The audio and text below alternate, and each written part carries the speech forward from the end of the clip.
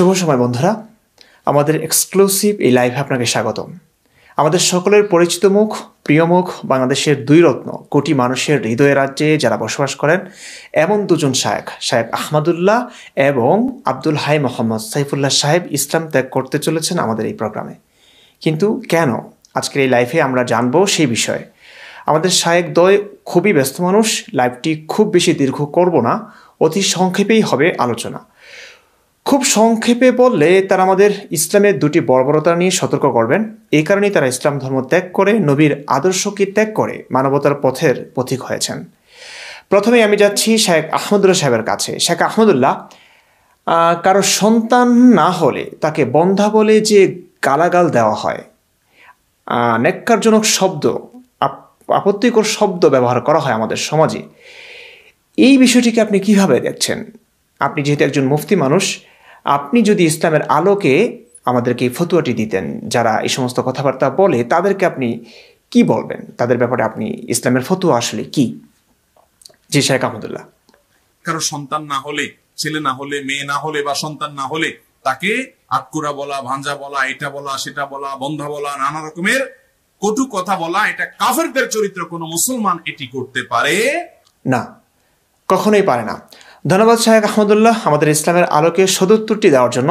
দর্শক, এবার আমরা দেখব আমাদের প্রিয় নবীজি সাল্লাল্লাহু আলাইহি ইসলামের একটি সহিহ হাদিস, সহিহ মুসলিম, ইসলাম ফাউন্ডেশন, হাদিস নং 3098, হাকাম ইব্রাহিম থেকে, তিনি আসওয়াদ থেকে এবং তিনি আয়েশা রাদিয়াল্লাহু তাআলা আনহা থেকে বর্ণনা করেন যে তিনি বলেন, নবী সাল্লাল্লাহু আলাইহি ওয়াসাল্লাম যখন রওনা হওয়ার ইচ্ছে করলেন তখন সাফিয়াকে তার তাঁবুর দরজায় চিন্তিতা ও অবসাদগ্রস্তা দেখতে পেলেন। তিনি বললেন, বন্থা নেরি, তুমি আমাদের এখানে আটকে রাখবে? তিনি পুনরায় তাকে বললেন, তুমি কি কোরবানির দিন বাইতুল্লাহ জিয়ারত করেছো? তিনি বললেন, হ্যাঁ। রাসূলুল্লাহ সাল্লাল্লাহু আলাইহি ওয়াসাল্লাম বললেন, তাহলে রওনা হও।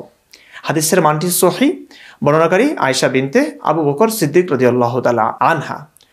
দর্শক, এই হাদিসে আমরা দেখলাম ইসলামের নবী, আমাদের সকলের প্রিয় নবী, তার স্ত্রী সাফিয়াকে বন্ধা নেরি বলে অশ্রাব্য ভাষায় গালি দিলেন, যা ইসলামের ফতোয়া অনুযায়ী কাফেরদের চরিত্র পড়লেন আমাদের বর্তমান যুগের সকলের প্রিয় মুফতি শায়েখ আহমদুল্লাহ।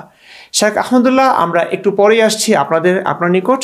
এখন আমি যাচ্ছি আমাদের আরেকজন জনপ্রিয় মুখ আব্দুল হাই মোহাম্মদ সাইফুল্লাহর কাছে, যিনি যুগের সাথে তাল মিলিয়ে জ্ঞান বিজ্ঞানের পথে হেঁটেছেন এবং 1400 বছরের আগের নবী দাবিকারী মোহাম্মদের কথাগুলো, কর্মগুলোকে এই উন্নত সভ্য পৃথিবীর জন্য হুমকি মনে করছেন এবং মোহাম্মদের কথা, আদর্শ বাস্তবায়ন না করে, হাদিসের কথা প্রচার না করে আমাদের বিবেকের ওপর আস্থা রাখতে বলেছেন। সাইফুল্লাহ সাহেব, আমি প্রথমেই জানতে চাইব, নিরীহ অবলা পশু পাখির প্রতি আমাদের নিষ্ঠুরতা, বিশেষ করে কুকুরের প্রতি আমাদের নির্দয়তাকে আপনি ঠিক কিভাবে দেখছেন? শেখ সাইফুল্লাহ সাহেব, আপনি যদি আমাদেরকে একটু আলোকিত করতেন। আমি কুকুরের প্রতি ক্রুয়েল? আপনাকে বলেনই তো যে কুকুর আপনার বাড়ির মধ্যে ঢুকাই নিয়ে পুষতে হবে, সে তার আল্লাহর সৃষ্টি, রাস্তাতে হাঁটে, আপনি তার প্রতি অন্যায় করেন।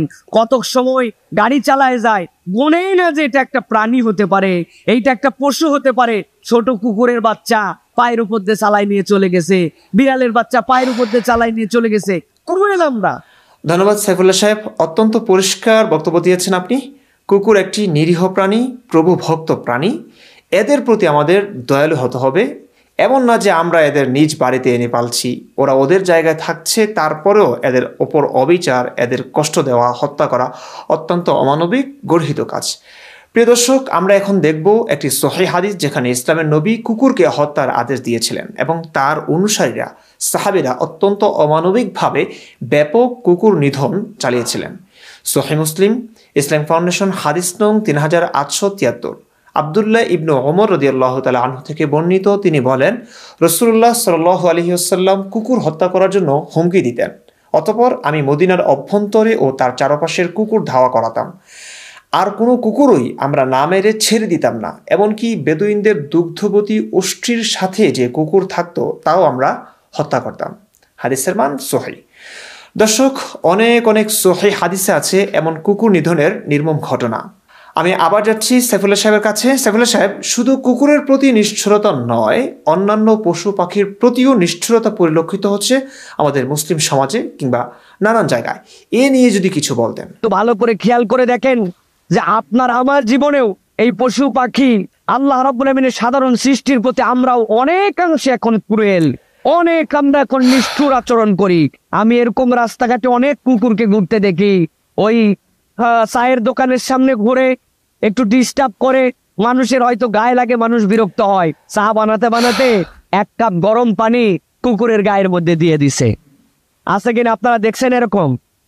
গরম পানি দিয়ে দিছে ওই কুকুরটাকে, কুকুরটা ঘেউ ঘেউ ঘেউ ঘেউ করতে চলে গেছে। দর্শক, আমরা জানলাম অন্যান্য পশু পাখি এবং কুকুরের প্রতি আমাদের এই নিষ্ঠুরতা কখনোই কাম্য নয়। চলুন আমরা আরেকটি হাদিস পড়ি, যেখানে 5 প্রকার পশু পাখির প্রতি ছোটখাটো নিষ্ঠুরতা নয়, বরং হত্যা করাতেও দোষ নেই বলা হয়েছে। সহিহ বুখারী তাওহীদ পাবলিকেশন 1828 নং হাদিস। আব্দুল্লাহ ইবনু ওমর রাদিয়াল্লাহু তাআলা আনহু বলেন, হাফসা রাদিয়াল্লাহু তাআলা আনহা বর্ণনা করেছেন, তিনি বলেন, আল্লাহর রাসূল সাল্লাল্লাহু আলাইহি ওয়াসাল্লাম বলেছেন, 5 প্রকার প্রাণী যে হত্যা করবে তার কোনো দোষ নেই, যেমন কাক, চিল, ইঁদুর, বিচ্ছু ও হিংস্র কুকুর। প্রিয় দর্শক, আমরা দেখলাম আমাদের সকলের জনপ্রিয় 2 মুখ, 2 তারকা, মানবতার মহাদূত শায়েখ আহমদুল্লাহ এবং আব্দুল হাই মোহাম্মদ সাইফুল্লাহ সাহেব আমাদের নানাভাবেই আলোকিত করছেন ইসলাম এবং নবী মুহাম্মদের বর্বরতার বিরুদ্ধে আমাদেরকে সোচ্চার করে। আমরা মুসলিম বিশ্ব তাদের মাধ্যমে আরও বেশি আলোকিত হব এই প্রত্যাশা এবং কামনা ব্যক্ত করছি। সাথে সাথে তাদের মুক্ত চিন্তার জগতে স্বাগত জানাচ্ছি। আসিম মহিউদ্দিন, আসাদ নূর, মুফতি মাসুদ, তসলিমা নাসরিন, আল্লামা জাস্টিসের মতো স্বঘোষিত নাস্তিকদের দলে আমরা 2জন মানবতাকামী, শান্তিকামী মহান 2জন আলেমকেও পেয়েছি। তাদের এই পথ চলা আরও জোরদার হোক, সুন্দর হোক, এই কামনা করছি।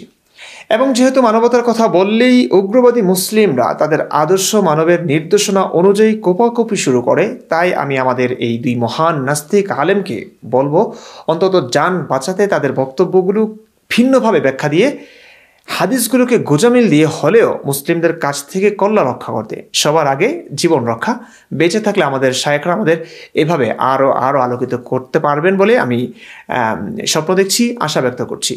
যারা নিজেদের মূল্যবান সময় ব্যয় করে আমাদের এক্সক্লুসিভ এই লাইভটি উপভোগ করছিলেন, তাদের ধন্যবাদ দিয়ে শেষ করছি আজকের এই প্রোগ্রাম। ভালো থাকুন, সত্যের সঙ্গে থাকুন, সহিংসতার বিরুদ্ধে আওয়াজ তুলুন, কথা বলুন। অবশেষে একটা কথাই বলবো, কাউকে গালাগালি করবেন না, বিনা কারণে পশু পাখি হত্যা করবেন না। ধন্যবাদ, কৃতজ্ঞতা, ভালোবাসা সকলকে।